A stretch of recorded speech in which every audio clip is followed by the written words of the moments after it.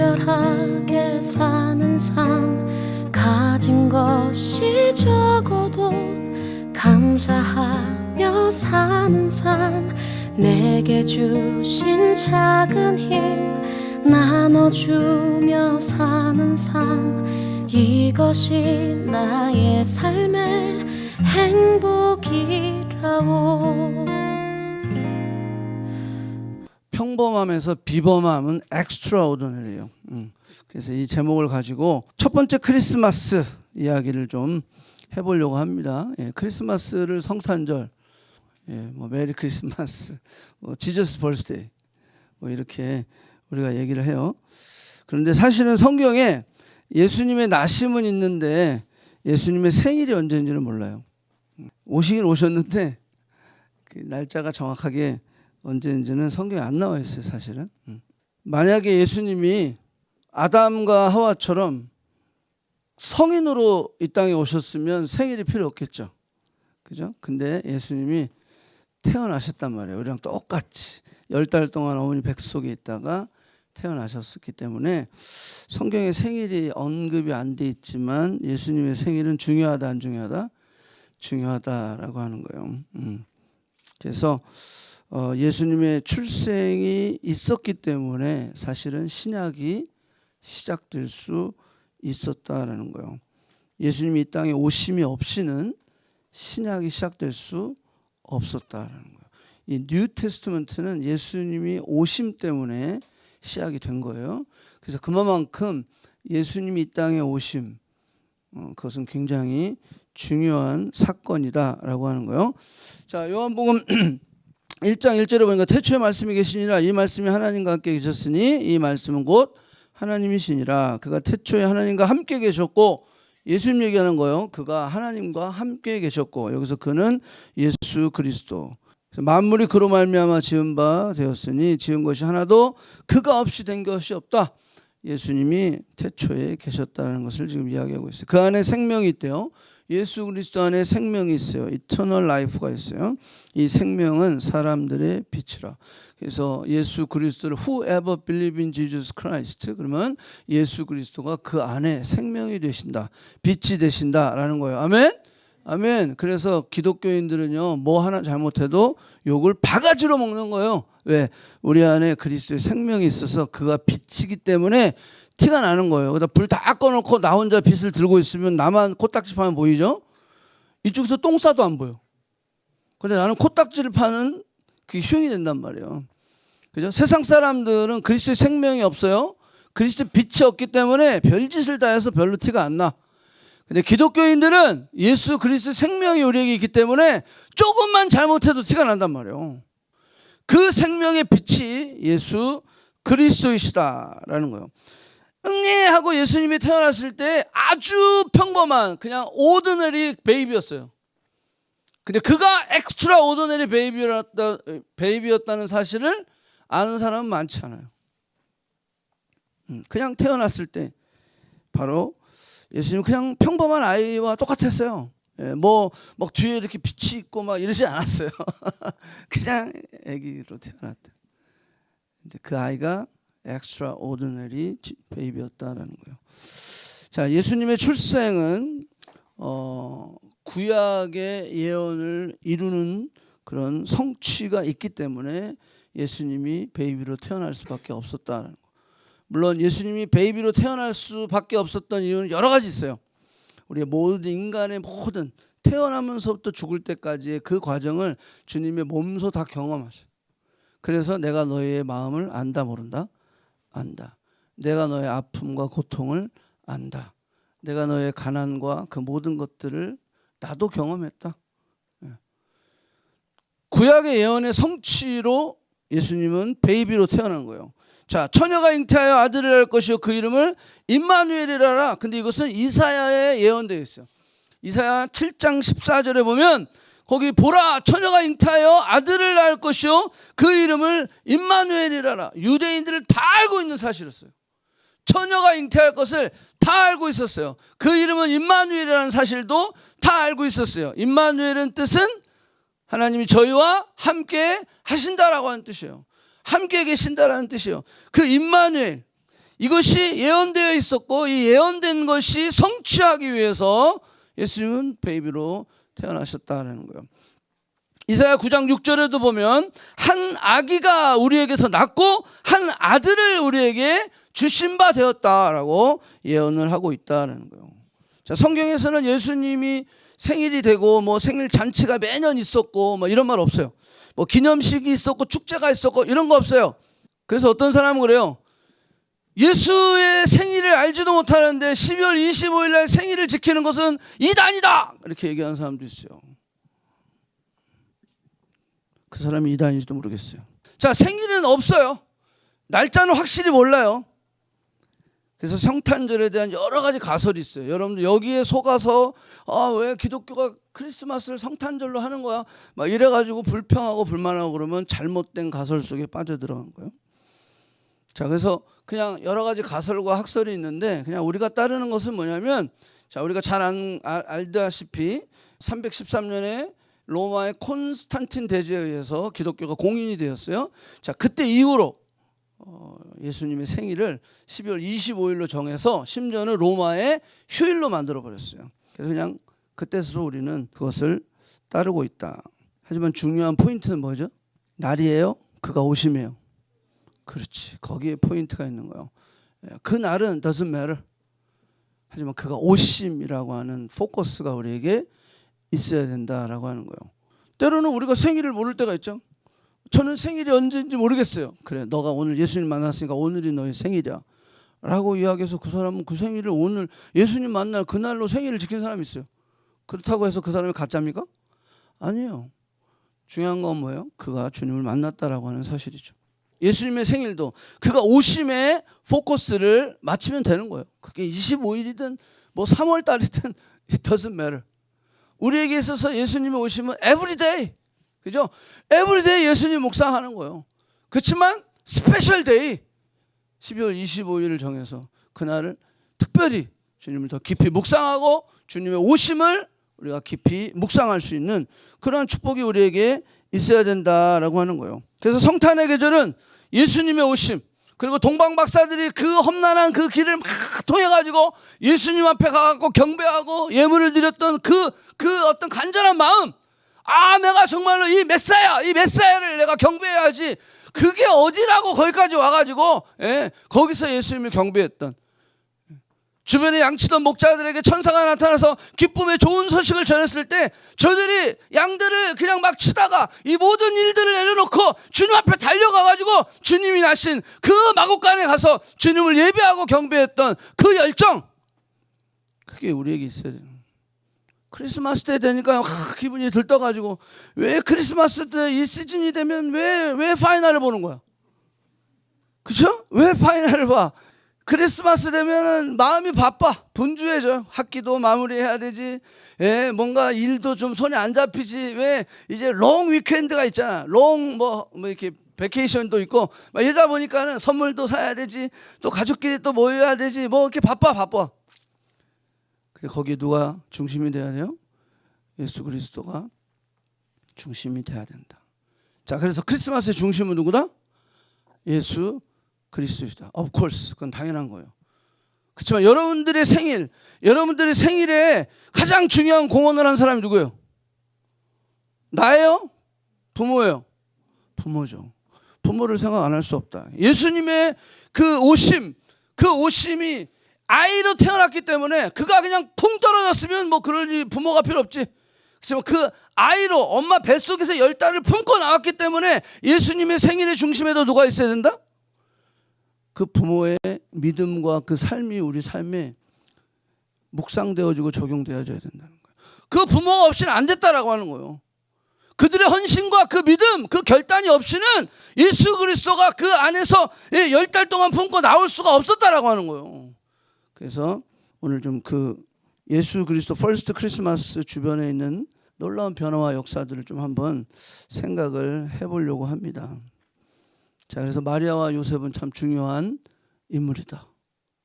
아주 평범한 요셉과 마리아에 대해서 이야기를 좀 해보려고 해요. 자, 두 사람은 어떤 사이?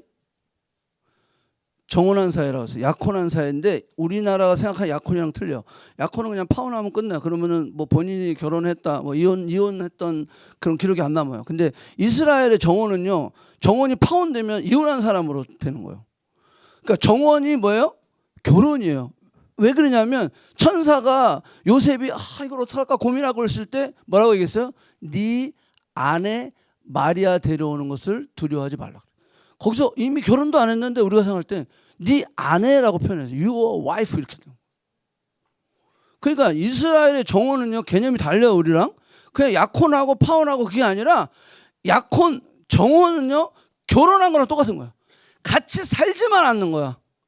살지만 않지 정혼을 했으면 결혼한 거랑 똑같은 거예요 그냥. 그래서 남녀가 이 정혼을 하고 나면 한 가지 절차가 남는데 그게 뭐냐면 남편이 준비가 되면 아내의 이 집에 찾아가서 하루고 이틀이고 길게 일주일 동안 잔치를 벌여요.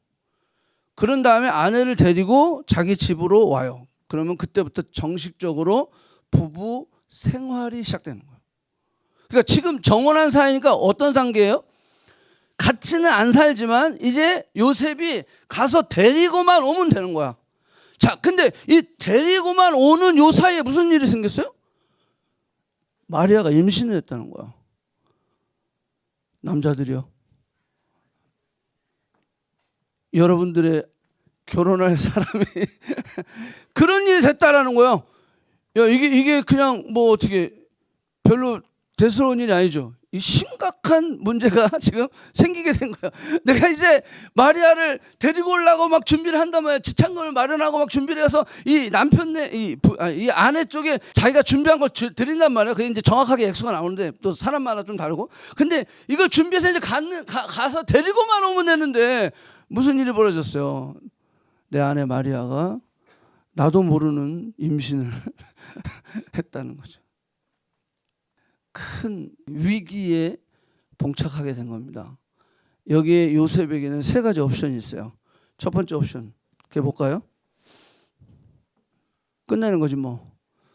누구야? 누구야?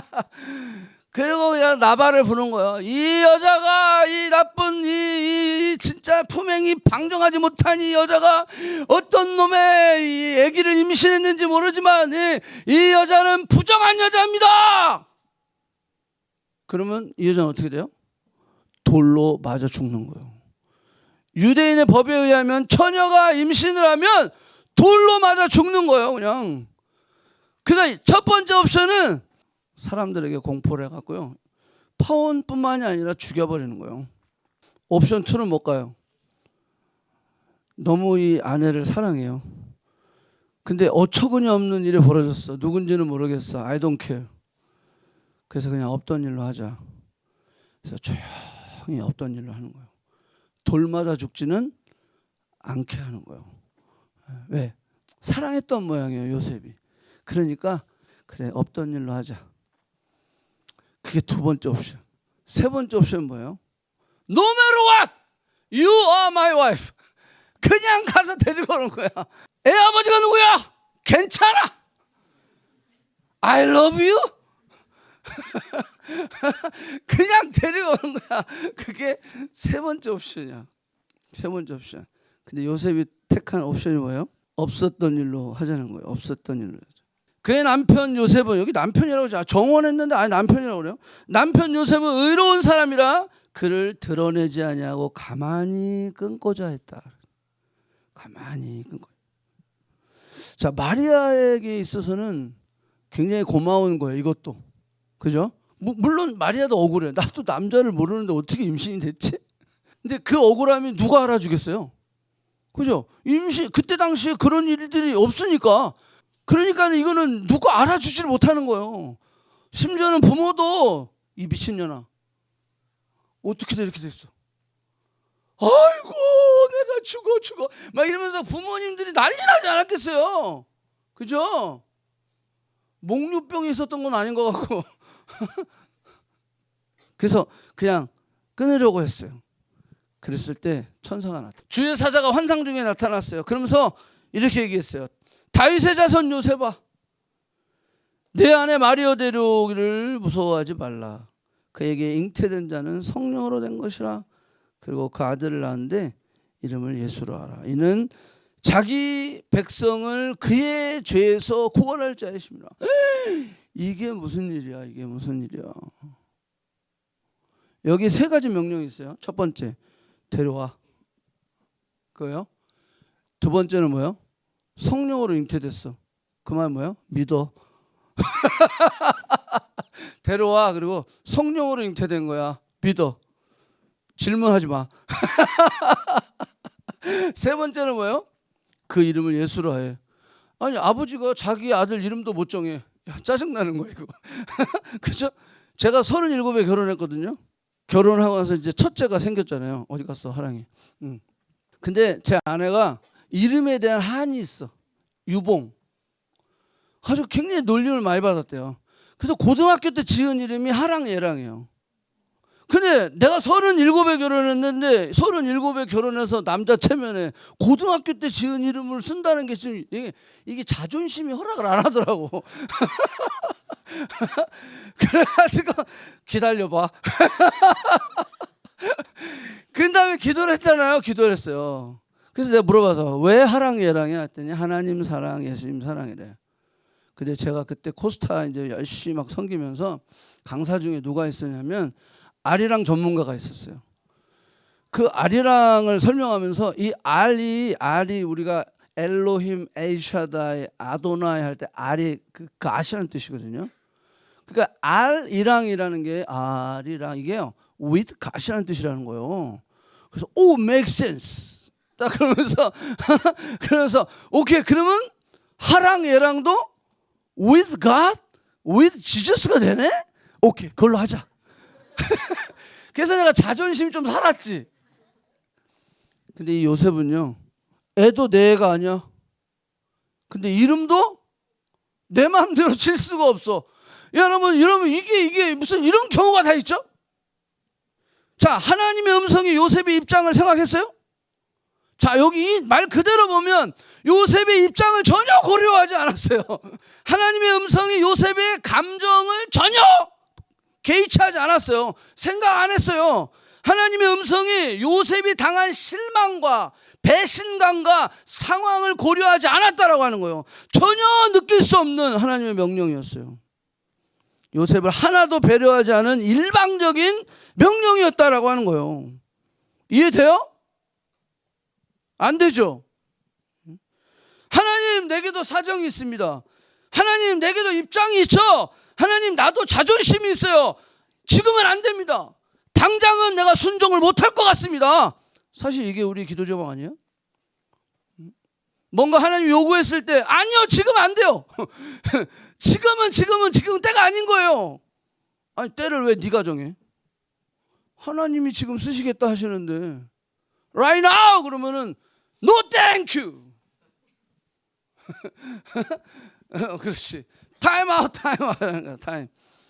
우리가 그러고 있지 않나요? 지금은 아니에요. 지금 내가 할 때가 아닌다. 지금 열심히 공부해갖고 돈 벌어가지고 다 이게 되면 그때 내가 교회 열심히 다닐게요. 지금은 공부해야 될 때요. 막 이러면서 교회 안 나와요. 신앙생활 안 합니다. 영성은 쫙 어디 구석에 처박혀 있는 거예요. 열심히 전문성만 쌓고 있는 사람들 있죠. 우리 신앙생활이 이게 요셉이 이 상황을 딱 보면 비슷한 상황인 거야. 비슷한 상황인 거야. 내가 하는 거 하나도 없어. 그냥 하나님의 명령은 이걸 내가 아멘 할 수 있을까? 이런 정도의 하나님이 말씀하셨다라고 하는 거예요. 내 안에 마리아 데려오는 것을 두려워하지 말라. 이건 하나님의 명령이에요. 부탁도 아니에요. 명령이에요. 데려오라. 자, 우리는 이미 성경을 통해서 알고 있어요. 이걸 순종하면 요셉이 어떻게 된다는 거예요? 오드네리의 요셉에서 엑스트라 오드네리 요셉이 되는 거예요. 요셉이 그냥 자기 뜻대로 살다가 그냥 가정을 이루었어. 그러면 오드네리 패밀리가 되는 거예요. 근데 이걸 순종하면 어떤 패밀리가 돼요? 엑스트라 오드네리 패밀리가 되는 거예요. 자, 이거를 현장에 있는 이 요셉은 알아 몰라? 모를 수 있다라는, 모르는 게 어떻게 보면 대부분인 거예요.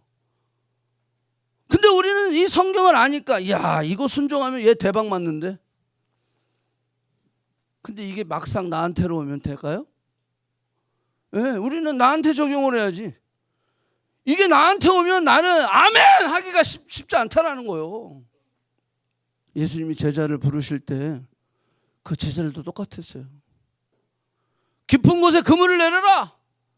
아니 당신은 어부인데 목수인데 나는 어부고 당신이 뭔데 깊은 곳에 그물을 내라.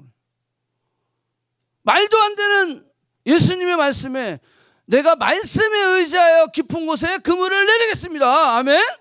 나를 따라오라. 내가 너로 사람을 낚는 어부가 되게 하겠다. 사람을 어떻게 낚고 미친놈 아니야? 사람을 낚으면 그거는 어떻게 돼요? 인신매매야? 뭐야? 근데 사람을 낚는 어부가 되겠다니까 베드로가 따라간 거야. 그러면 거기에 성경 뭐냐면 저들이 그물을 버려두고 가족을 버려두고 누구를 따르니라? 예수를 따라가니라. 미친 거 아니에요? 근데 그걸 순종했단 말이에요. 세관에 앉아있는 마태, 이 마태, 아니 레위에게 너가 나를 따라오라라고 말씀하셨단 말이에요. 나를 따르라 하시니 일어나 예수를 따르니라. 이게 세관에 앉아있는 레위가 하는 행동이에요. 지극히 평범한 사람을 예수님은 아주 특별한 그런 엑스트라 오디너리 퍼슨으로 부르시는 것을 우리가 볼 수 있어요. What about me? 지금도 부르고 있다. 마리아도 마찬가지예요. 마리아도 누가복음 보면 그에게 들어가 이르되 은혜를 받은 자여 평안할지어다. 주께서 너와 함께 하시도다. 그랬더니 29절 처녀가 이 말을 듣고 마리아요 놀라서 이런 인사가 어찌함입니까 생각하더니 그 다음에 30절 내가 하나님의 은혜를 입었느니라. 땡큐야 아니야. 은혜를 입었으면 땡큐지. 근데 그 다음이 안 땡큐야. 내가 잉태하여 아들을 낳으리니 그 이름을 예수로 하라 이렇게 얘기했어요. 은혜를 받았다는데 죽을 일이 생긴 거예요. 그죠? 은혜를 두 번이나 얘기하고 있잖아요 지금. 근데 은혜를 받았다는데 내가 처녀가 잉태했으면 난 죽는 거거든요. 돌 맞아 죽는 거예요. 이게 은혜입니까? 내가 믿음으로 순종하니까 더 가난해져. 내가 믿음으로 순종했는데 점수가 더 안 나와. 내가 믿음으로 순종했는데 취직이 더 안 돼. 내가 믿음으로 순종했는데 결혼이 더 늦어져. 이게 은혜예요? 아니잖아. 나는 이거 저주받은 건가? 우리가 그렇게 생각할 수 있다는 거예요. 여기도 마찬가지야. 은혜를 받은 자요. 처녀가 잉태해야 아들을 낳는데 그게 은혜예요? 퍼스트 크리스마스의 이 요셉과 마리아의 가정 안에 어떤 일이 벌어지고 있는지를 우리가 상상을 해봐요. 마리아에게도 요셉에게도 감당할 수 없는 상황이 벌어진 거예요. 그 가정이 지금 깨질 판이야 지금.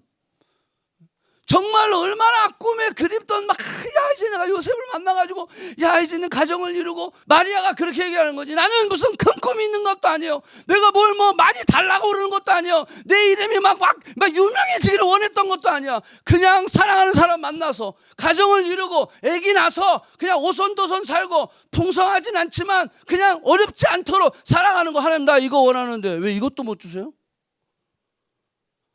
임신이라니요 지금. 나 처녀인데 무슨 임신이에요. 왜 납니까? 나 이제 정혼할 사람 있는데 아직 정혼하지 않은 저 주원이 좀 시키세요. 아니면 결혼한 이내를 시키든지. 왜 납니까? 여러분 우리가 그럴 수 있잖아요. 마리아에게도 엄청난 일이 벌어진 거예요. 여기 누가복음 1장 34절에 보니까 마리아가 천사에게 이르되 나는 남자를 알지 못하니. 이 말은 뭐냐면 내가 부부 관계, 이 관계를 하지 않았다라는 거예요. 내가 하지 않았는데 어찌 이런 일이 벌어질 수 있습니까? 천사가 대답하여 이르되 성령이 내게 임하시고 지극히 높은 이의 능력이 너를 덮으시리니 이러므로 나실 바 거룩한 이는 하나님의 아들이라. 아예 하나님의 아들이고 나발이고 나는 몰라요. 나 싫어요. 그냥 나는 평범하게 살고 싶어요. 아니 나 요셉이랑 이제 곧 결혼한다니까요. 자 여인들이요. 어떻겠어요? 아멘! 이렇게 할 사람이 있어요? 아멘! 처녀 잉태! 할렐루야!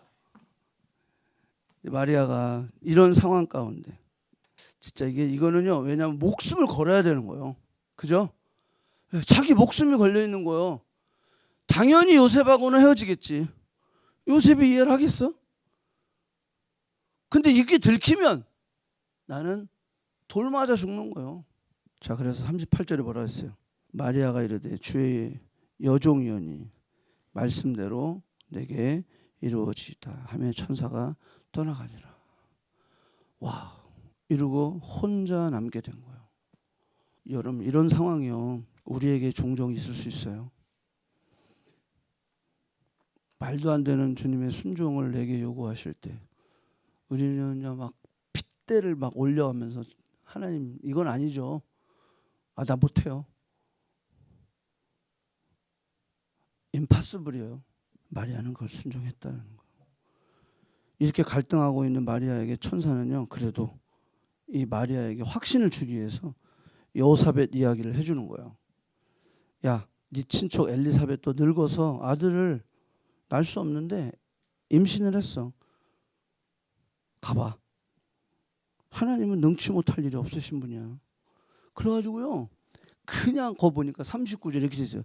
그때 마리아가 일어나 빨리 갔어요. 그래서 엘리사벳을 만나러 갔는데 진짜 이 엘리사벳 할머니가 임신을 해 있는 거예요. 하나님 죽으라는 법은 없어. 봐라, 엘리사벳도 임신을 했잖아. 역사가 이루어지는 거야. 하나님이 그 태문을 여시면 못 여실 게 없다. 가봤더니 임신 6개월째. 그래서 마리아가 막 찬양을 합니다. 그러면서 45절 보세요. 주께서 하신 말씀이 반드시 이루어지리라고 믿는 그 여자는 뭐가 있다? 복이 있다. 주께서 하신 말씀이 반드시 이루어지리라고 믿는 그 자는 복이 있다라는 거예요. 하나님이 말씀하시면 반드시 이루십니까? 아멘. 그걸 믿는 자가 복이 있다라는 거예요. 그걸 믿는 자가 우리가 말도 안 되는 명령 가운데 믿음으로 순종할 수 있다라고 하는 거예요. 제가 얘기했죠. 제 친구 중에 한 명도 다운타운의 교회 개척하는 것을 찬성한 친구가 없었어요. 다운타운의 교회 개척은 말도 안 된다. 무덤 파는 일이다. 야, 네가 놀수역에서 20년이나 있었는데 왜 다운타운에 가서 교회를 개척하니? 하나님께서 약속하시고 약속을 하신 그분이 뭐 하신다? 이루시는 거예요. 우리 뭐만 하면 돼? 순종하는 거예요. 순종. 순종할 때 그런 역사가 일어난다는 거. 정말 대단한 순종입니다. 요셉도 마리아도 아주 평범한 사람들이었어요. 하지만 말씀에 순종할 때 아주 특별한 사람으로 세워졌던 것이다라는 거예요. 자, 요셉과 마리아의 순종은 한 번으로 그치지 않았어요. 마태복음 1장 24절에 보면 가서 데려왔죠. 그 다음에 뭐 했어요? 25절에 아들을 낳기까지 동침하지 아니하더니 나음의 이름을 뭐라고 했다? 예수라 했다. 다 포기한 거예요. 다 포기한 거예요. 데려왔을 뿐만이 아니라 아이 낳기까지 동침하지도 아니었대. 이거는 무슨 뜻이에요? 그냥 오베이 한 게 아니라는 거예요. 싫지만 이 여자 싫지만 내가 누구 엔지는 난 모르겠어. 그렇지만 하나님 명령하셨으니까 이거 순종 안 하면 나 뒤질 것 같아. 그래가지고 순종했지만 그냥 징글징글해. 이 여자 보기도 싫어. 그래서 동침을 안 한 게 아니고, 자, 여기서는 순종의 단계에서 어떤 단계로 넘어온 거예요? 예, 복종의 단계. 즉 다시 말해서 감사함으로 그 일을 감수해냈다라고 하는 거예요.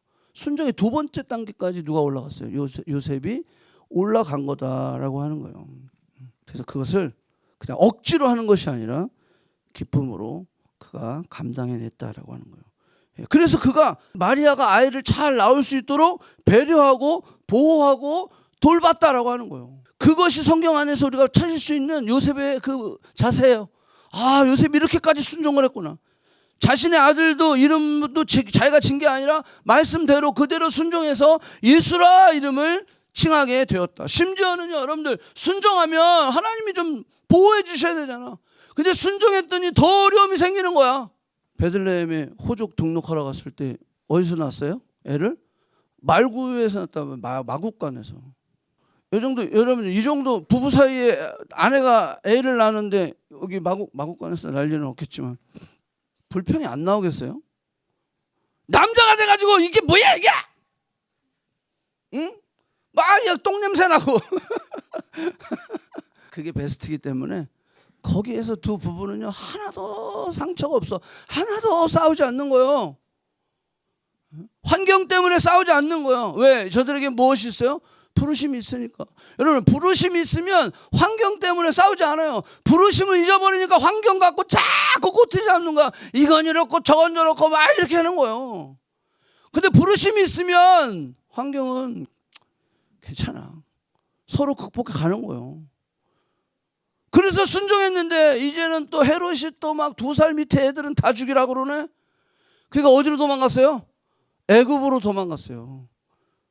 학자에 따라 다르지만 1년에서 3년 사이에 있었대. 그러면 거기서 도망자로서의 고생을 엄청 했겠죠. 그걸 다 감수해냈다라고 하는 거예요. 여러분들 이 정도 순종하면 하나님이 좀 보너스로 막 그냥 물질도 주시고 환경도 좋게 해주셔야 되는데 그러지 않더라는 거예요. 그러지 않더라는 거예요. 오로지 그 부르심을 그 바라보면서 믿음으로 살아가는 거예요. 오라 하면 오고 가라 하면 가고. 예? 여전히 갈릴리로 돌아와서는 뭘 했어요? 목수 생활했어요. 목수. 여러분들 선장 배가 있는 사람이 부자입니까? 배를 고쳐주는 사람이 부자입니까? 배가 있는 사람이 부자인 거예요. 그때도 마찬가지예요. 그러니까요 예수님은요 목수야. 그러니까 뭐 배가 있어서 막 배가 몇 척씩 있는 그런 그래서 자기 배 가지고 고기잡이 하는 것도 아니고요. 그냥 그 배 고쳐주는 거예요. 그럼에도 저들이 그 부르심에 순종하며 여러분 순종에는 대가가 따르는 거예요. 순종하면 와 막 면류관이 있고 막 그냥 뭐가 갑자기 뭐가 다 풀리고 그게 아니에요. 예수님도 순종하여 이 땅에 오셨을 때 그 모든 우리가 겪어야 했던 유아기 뭐 소년기 뭐 유스 뭐 쭉쭉 다 거쳐서 작년 이르기까지 그 환경 가운데 어려운 환경 가운데 그걸 다 거치면서 공생의 3년은 어땠어요? 또 사람들이 예수님만 이용해 먹어. 다 예수님의 단물만 쏙쏙 빼라 먹고 제자들이라는 놈도 예수님 십자가 달려 돌아가시는데 다 도망가 버리고 배신당해 갖고 제자라는 놈이 예수님을 팔아버리고 야 진짜 그 그리스도의 순종에도 뭐가 따랐다? 대가가 따랐던 거예요. 여러분들이 순종할 때 대가가 없는 순종은요 그건 안 순종이에요. 나는 지금 어떤 대가를 치르고 있는가? 내가 지금 순종하고 있어? 그러면 내가 무슨 대가를 치르고 있는지 한번 보세요. 그게 없으면 순종 안 하는 거예요. 그래서 이 요셉, 마리아 아주 힘든 순종을 통해서 저들이 정말로 하나님께서 엑스트라 오더너리의 삶을 살게 해주시고 그 가정을 만들어 주셨다. 지금 우리는 그걸 알 수 있죠. 와, 예수님의 육신의 부모님이 됐어. 지금까지도 그들의 믿음과 삶이 우리에게 영향력을 주는 그런 사람이 될 수 있었다. 환경은 변하지 않아도 오히려 환경은 더 아파했을 수도 있어요. 왜? 그 예수 그리스도의 십자가상에 자신의 아들이 그 십자가를 지고 그 십자가에서 찢기는 모습을 그 엄마는 두 눈을 뜨고 다 봤다라는 거죠. 여러분 그게 진짜 얼마나 가슴 아픈 일이에요. 자식이 죽으면 평생 가슴에 이 무덤이 있다고 그러는데 그 과정들을 다 견뎌냈던 이게 평범한 사람의 삶이 아니고 비범한 사람의 삶이었다. 퍼스트 크리스마스는 바로 놀라운 결단과 헌신 그리고 순종 그걸 통해서 평범에서 비범으로 변한 사람들의 이야기이다. 또 하나 볼까요? 평범한 장소가 비범한 장소로 바뀌었어요. 베들레헴이라는 것은요 굉장히 평범한 거예요. 인구 2,000 정도밖에 안 되는 작은 도시였어요. 물론 다윗이 거기 다윗의 고향이잖아요. 그래서 역사적으로 유명한 곳이긴 해요. 그렇지만 거기는 베들레헴이라는 것은 떡집이라는 뜻이요. 베들, 벳하고 레헴이라는 게 집이라는 뜻인데 떡집. 그러니까 아주 작은 마을에 불과한 이런 작은 마을에 어떤 일이 벌어졌어요? 메시아가 태어나는 놀라운 엑스트라 오더너리의 플레이스로 바뀌었다라고 하는 거예요. 예언에 보면 작은지라도 내게서 한 다스리는 자가 나와서 내 백성 이스라엘의 목자가 된다. 그렇게 이야기하고 그 마태복음 위에 말씀이고 그 밑에 거 뭐예요? 미가서예요. 미가서 5장 2절에 보면 베들레헴 에브라데야 너는 유대 족속은 작을지라도 이스라엘을 다스릴 자가 내게서 나올 것이요. 예언이 돼 있어요. 그러니까 이 작은 곳 아주 볼품없는 그런 플레이스가 바로 이 엑스트라 오더너리의 장소가 될 수 있었다는 거예요. 성경의 기억에 남는 이 아주 평범한 장소가 아주 비범한 장소로 바뀌었던 그곳이 있다면 저는 마가 다락방 생각이 나요. 이 마가의 다락방이 그냥 평범한 장소였어요. 근데 거기에 예수님이 라스트 서퍼 최후의 만찬을 거기서 베푸셨어요. 그리고 우리가 또 생각하는 것이 그 마가의 어머니의 방이라는 것도 또 있거든요. 집이 거기에 보면은 오순절의 역사 가운데 120명이 모여서 거기서 성령이 임했던 이런 아주 오더너리의 플레이스가 엑스트라 오더너리의 플레이스로 바뀔 수 있었던, 여러분들 잘 아시는 빌립보 교회가 시작되었던 루디아의 집, 로마에서도 에베소에서도 자기의 집이 교회로 사용했던 브리스길라 아굴라의 집, 그죠? 예수님이 배에 오르셨던 그 베드로의 배, 그 베드로의 배도 평범한 배죠. 근데 주님이 올라가시니까 어떤 배가 됐어요? 주님이 역사가 일어나는 배가 되었다라고 하는 거예요. 저는 우리 교회에 이런 공간들을 많이 봐요. 애들이 렌트를 할 때 보면요, 초대할 걸 생각하고 렌트를 해요. 그냥 그 평범한 집이, 그 장소가 엑스트라 오더너리의 장소가 되는 거예요. 나의 집을 오픈했을 때 나의 집이 그냥 나만 사용하면 그냥 그건 뭐 오더너리의 집이에요. 근데 거기에 하나님의 사람들이 와서 쉼을 얻고 위로를 받고 거기에서 또 서로 같이 격려하고 위로하고 이런 나눔이 있는다면 그거는 엑스트라 오더너리의 장소로 바뀌게 되는 거예요. 197 타운스 게이트, 평범한 집이에요. 근데 거기가 마가의 다락방 역할을 하는 거예요. 목요일 날 되면 이제는요 막 계단에까지 앉아. 그래서 저는 계속 하나님 보시죠, 장소를 주셔야 됩니다. 여기 꽉 차가지고 그런 장소로 바뀌는 거예요. 우리 요셉이가 그 앞 라인에 사는데 거기 이렇게 리서치했더니 거기에 프레어 하우스 이런 게 있더래요. 우리 집이야? 부동산 그거를 조사해봤더니 프레어 하우스라 나오더래요. 대박. 나도 깜짝 놀랐어요. 그렇게 사용하는 거예요.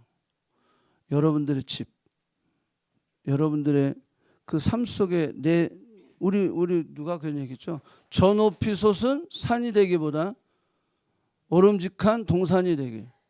내가 그런 동산이 되어주는 그런 집, 우리의 삶을 오픈해서 이게 바로 놀라운 변화가 일어나는 거예요. 아멘? 아멘. 자, 여기 보면 평범한 목자들이 받은 특별한 초대. 여러분, 여기 목자들은 아주 평범한 사람들이에요. 그냥 그 지역에서 밤에 밖에서 자기 양떼를 지키던 사람들. 근데 주의 사자가 나타나서 주의 영광을 확 두루다니면서 무서워 마라, 내가 온 백성에게 미칠 큰 기쁨의 소식을 너희에게 전한다. 누구? 목자들에게 전한다라고 하는 거예요. 왜 하필 목자일까요?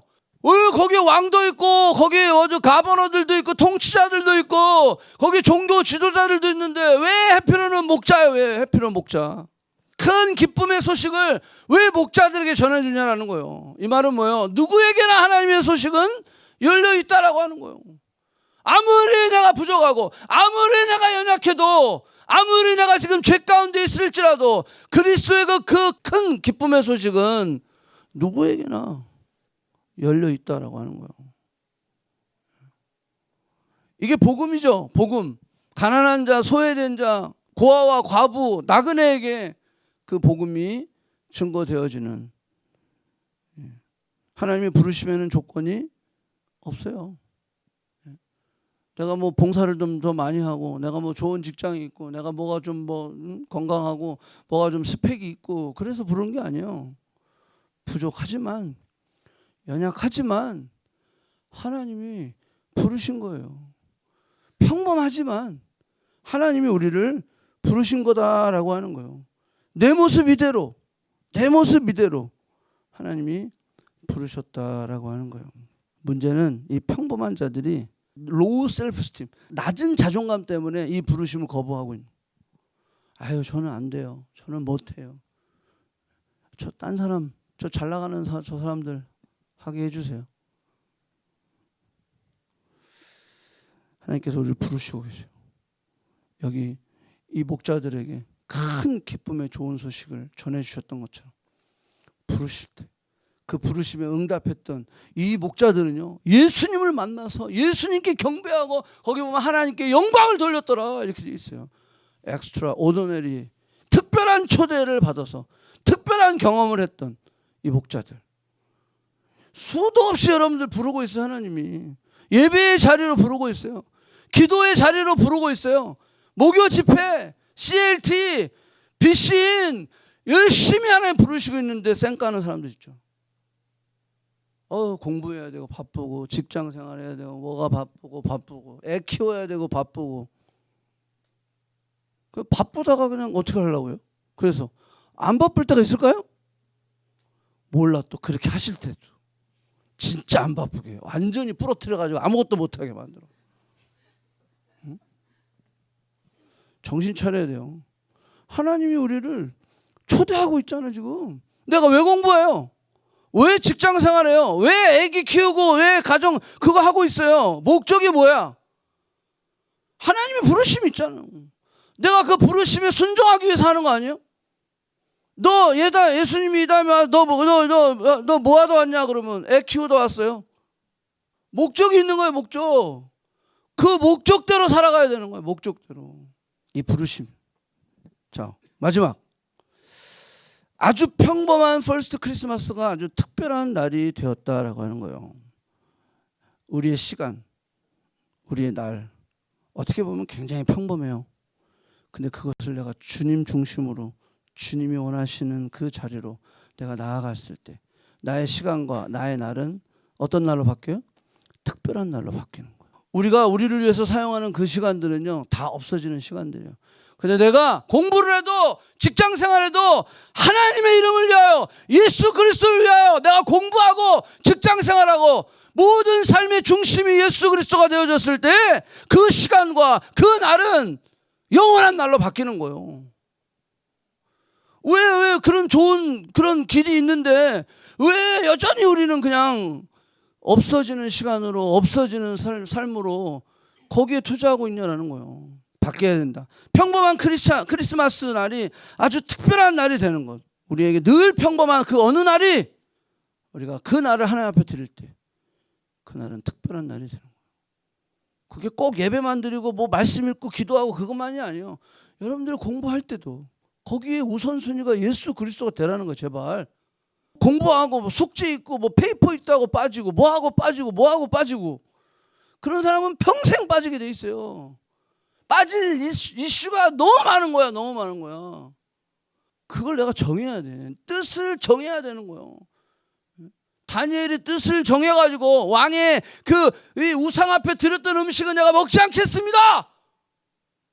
그렇게 결심했던 것처럼 그런 결단이 있어야 된다고. 그래야 우리의 삶이 특별한 날로, 특별한 삶으로 바뀌게 된다는 거예요. 저도 마찬가지요. 저에게도 특별한 날들이 있어요. 늘 내가 막 항상 예수님만 생각하지는 못해요. 근데 제 안에 딱 기억나는 특별한 날들이 막 착착착착 필름처럼 있어. 여러분들에도 그 날들이 있어야 되는 거예요. 제가 고3 때 예수님을 만났을 때, 고3 때 예수님 만나고 나니까 내가 막바로 재수했다 그랬거든요. 막바로 재수해서 이제 작곡을 공부하는데 작곡이 너무 잘 되는 거야. 한 달에 한 권씩 막 돼. 여기 작곡한 사람 없었지. 그러니까 한국에 엄청난 제가 1년 동안 작곡 노트 화성하기 막 이런 거를 10권 이상 막 뗐어요. 너무 잘 되는 거야. 그러니까 내가 교만이 왔지. 그래가지고 와, 나는 훌륭한 지휘자가 돼야 되겠다. 헤르베르트 본 카라얀 뭐 이런 금난세 막 이런 사람 막 열심히 보면서 막 연습하는 거야 막 이렇게 내가 막 이러고 있다니까 막 근데 딱 입시 3개월 남겨놓고 제가 쓰러졌어요. 너무 공부가 잘 됐었는데 쓰러졌는데 그때부터 가위가 눌리기 시작하는 거예요. 악보만 보면요 막 악보가 막 이게 뭐 머리가 너무 무거워지는 거예요. 그리고 막 콩나물 때 가면 그리면 막 숨이 가빠져. 이 공황장애 같은 게 막 생기는 거예요. 3개월 남겨놓고 공부를요 제가 2달 동안 못했어요. 그냥 게임 끝났지 뭐. 제가 한양대학교 시험 봤는데 한양대 작곡가를 시험 봤는데 딱 봤는데 딱 첫날 딱 시험 보고 떨어졌다. 그리고 그냥 나왔어요. 아이가 안 되겠다. 그리고 이제 기도하기 시작했어요. 하나님 저에게 원하시는 게 뭡니까? 공부 엄청 잘 됐는데 그때 제가 처음으로 생각한 게 음악 목사였어요. 저는 목사가 될 생각도 안 했거든요. 그 시간을 드리고 나니까 이제 그래서 제가 교회음악과를 간 거예요. 교회음악과를 가고 교회음악과를 가니까 이제 목사가 음악 목사지만 이제 그 하나님은 이제 음악을 좀 떼려고 나중에 그 시간들이 그 순간순간 하나님께서 특별히 우리를 부르시는 그 시간들이 있어요. 그게 언젠지 몰라. 그게 오늘인지 그게 이번에 힐링 캠프인지 이게 뭐 어떤 모임에서 일어날지 모르는 거야. 오늘 하루 좀 빠지도 되겠지. 그거 큰일 나는 거야. 그러다가 계속 인생이 딜레이 되는 거야. 오늘 내가 무슨 일이 있어도 주님이 원하시고 주님이 기다리시는 그 자리에 나는 간다. 아멘? 이게 돼야 되는 거야. 이게 돼야 되는 거예요. 자, 평범에서 비범으로 바뀌는 세 가지 과정이 있어요. 이거 꼭 적어주세요. 오더네리에서 투 엑스트라 오더네리로 갈 때 이 세 가지 과정이 반드시 있습니다. 첫 번째는요, confused예요. 이게 뭐지? 야, 처녀가 임신해? 이게 말이 돼? 야, 이제 결혼을 곧 앞두고 있는데 내 아내가 지금 임신을 했대. 이거 confused 되는 거예요. 완전히 confused 되는 거예요. 이게 맞아? 하나님의 음성 이게 맞는 거야? 이렇게 되는 거예요. 근데 하나님이 이 상황에서 하나님 그냥 내버려 두시지 않아요. 말씀으로 계속해서 말씀하셔요. 그래서 뭘로 오게 해요? 컨펌을 받게 한단 말이에요. 이게 하나님의 부르심이구나. 하나님의 역사하심이 맞구나. 이 컨펌으로 와야 돼. 컨펌으로. 그러니까 요셉이 아내 마리아 데려오는 거예요. 그걸 두려워하지 않았던 거예요. 그리고 그걸 기쁨으로 감사함으로 즐거움으로 할 수 있었다라는 거예요. 안 그랬으면 마리아는 맨날 찬밥 신세야. 애 날 때까지도 저거 누구 애인지도 모르고 말이야. 내가 데려오라고 해서 데려오긴 했지만 너는 소방 맞아야 돼. 아마 베들레헴 갈 때 베들레헴까지 150km예요. 거기 보면 나귀를 타고 갔다 그러는데 아마 요셉이 타고 마리아가 걸어갔을 거야. 인연 너는 걸어와. 내가 하나님 때문에 너 살려주고 있는 거야. 근데 컨펌을 받으니까 어떻게 됐어요? 마리아를 나귀에 태우는 거예요. 그냥 케어해주고 막 이러는 거예요. 마지막 커미먼트, 순종하는 거예요. 끝까지 포기하지 않고 순종하며 나아갈 때 놀라운 역사가 일어나는 거예요. 고아에서 아들로, 고아에서 딸로 바뀌었어요. 엑스트라 오더너리 사람이 됐어요. 우리 원래 고아였어요. 우리 원래 저주받은 사람이었어요. 우리는 영원한 형벌에 떨어지는 사람이었어요. 우리는 창녀였어요. 이방신을 섬기는, 우상을 섬기는 창녀였어요. 근데 우리를 신부로, 하나님의 자녀로, 딸로, 아들로, 저주에서 축복으로, 영원한 형벌에서 하나님 나라의 축복, 평강으로, 지옥에서 하나님의 나라로, 이거를 영어로는 홀리 익스체인지라고 그래요. 예수 그리스도 안에서 우리를 홀리 익스체인지 해주신 그 놀라우신 그리스도의 사랑, 그게 크리스마스예요. 여러분들 올해 크리스마스 어떻게 보내실랍니까? 이 주님을 묵상하면서 그래, 평범한 나를 부르신 주님, 그래서 나를 비범한 나로 만드실 그 주님을 우리가 예배하고 찬양하는, 오늘뿐만이 아니라 이번 시즌뿐만이 아니라 여러분들의 삶이 그렇게 되기를 축복합니다. 아멘. 기도합시다.